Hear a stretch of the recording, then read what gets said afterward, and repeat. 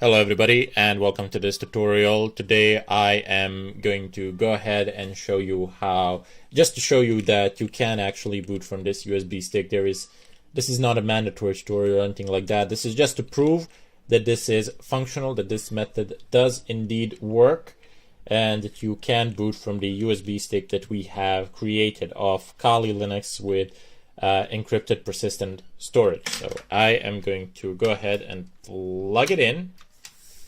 And then I'm going to go ahead and power on my laptop. So I'm using a Dell laptop. For me, I need to press either F2 or F12. I'm going to go ahead and press F12 for boot options. F2 is for BIOS, F12 is for boot options on a Dell machine.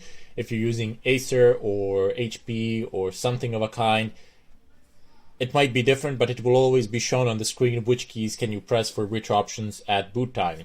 There you see, I've encountered this problem that I want to share with you as well.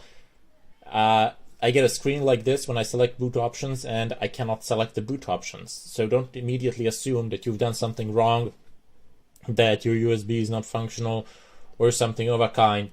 Rather, instead, what you can do is just power off the machine. No big deal. Power it back on and enter BIOS. So for me, it's F2. There is nothing that you actually need to do in BIOS or anything of a kind at the moment. You can, of course, if you wish, to select the default boot option to be the USB. F2, so come on. There we go. So I'm at the moment in BIOS. I'm going to go over to boot, and there's the legacy boot. I'm going to go ahead and press enter, and I don't see a USB here. Okay, that's fine. Just press escape several times until it says exit disregarding changes. Yes. Control Alt Del to reboot the machine practically again, and then press the boot options key. And there you go. So I have boot options now, and you see it says USB storage device. I'm going to go ahead and select it. Now I have a boot options for Kali Linux. I have booted from a USB. I'm going to go ahead and select live USB encrypted persistence because that is the one that we have chosen to create, that I've chosen to create. And hopefully that will be suitable for you as well. So go ahead and press enter.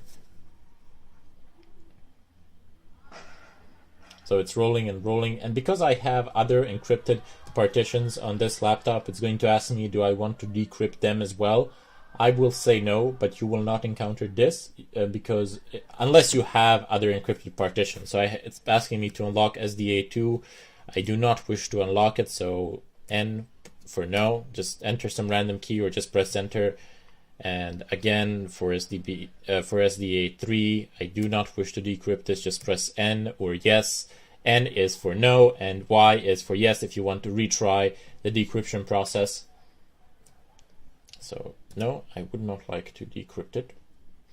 SDA3, no, thank you very much. And SDB3, I would like to decrypt because that is my USB. You need to be familiar with the partitioning scheme on your machine to know which ones do you wish to decrypt. Take a look at the output of fdisk --L as shown in the previous tutorials to figure out how your USB partition is basically. Is it dev SDA or is it dev SDB or something of a kind, or it can be dev SDC and so on and so forth depending on what it is. So it's telling me now, please unlock disk dev SDB3. I'm going to go ahead and type in my decryption key, press enter. Don't worry if you can't see anything while you're typing. It's perfectly fine. That is the way it is supposed to be, so that somebody from behind could not actually see that you have so that somebody behind could not actually see the length of your key. A security precaution which I really like in Linux. This is not the case in Windows, unfortunately, where the length of pretty much anything that you type in, any passwords, is revealed. So I have my system now. My wireless is working. It says wireless networks available. I'm not going to connect to any of them because there's no point.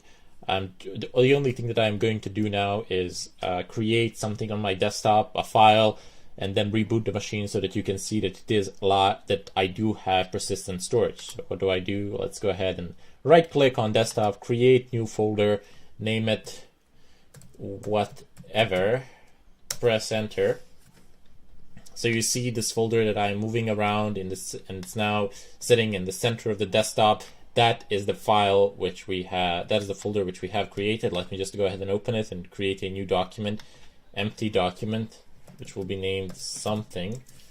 And if I open up something, I will write, I can't actually zoom in here, but it doesn't matter. I know that the image quality is poor on this cell phone, so here's what I shall do.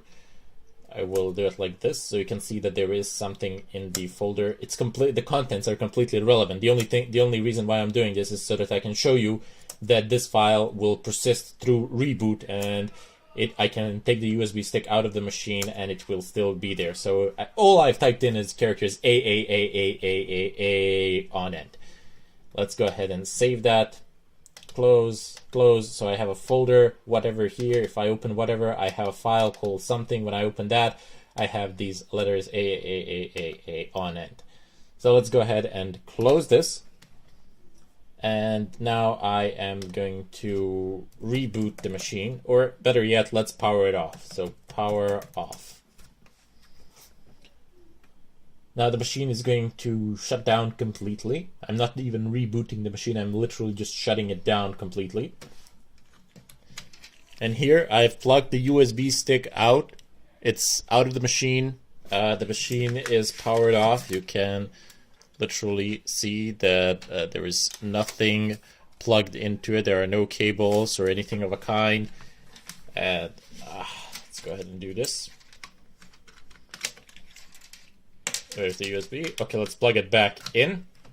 Let's boot the machine. Gonna go ahead and enter BIOS again. The key that I'm pressing is F2 for Dell. Yours might be different, just reminding you once again. Anytime now, my good man, anytime. So let's go over to boot. Legacy, okay, I still can't see the USB here. It's just perfectly fine. Exit disregarding changes, Control Alt Del, and I'm gonna go ahead and press F12 for boot options.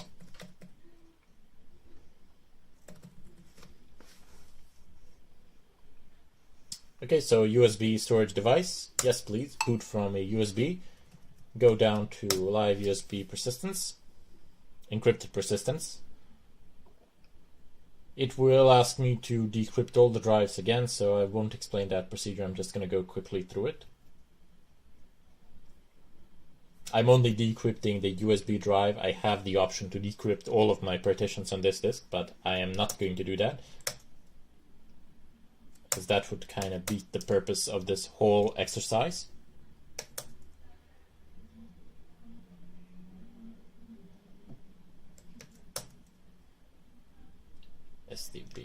SDB3, okay, so test. I just put in a generic key test for reference sake,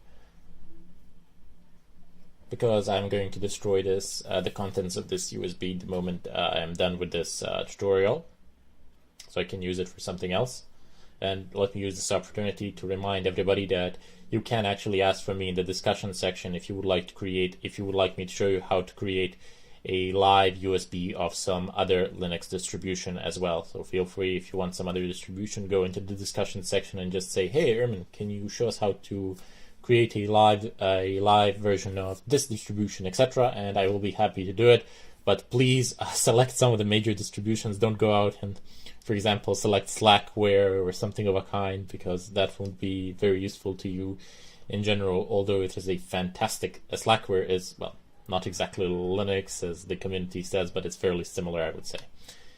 Anyway, so it says a whatever. Let's just double click on it. And I have a file in here, something. And look, I have it's filled out with A on it. So I have managed to make a persistent live USB with encrypted storage that is greater than 4 gigabytes. That is only limited by the size of your USB. This is fully functional. It works, no problems. It's all functional. And if you have any questions or would like to request additional content on this subject, please feel free to go into the discussion section. One thing that I would like to remind you of, one more thing that I would like to remind you of, is that you should not expect that this setup will work with dual monitors or something of a kind.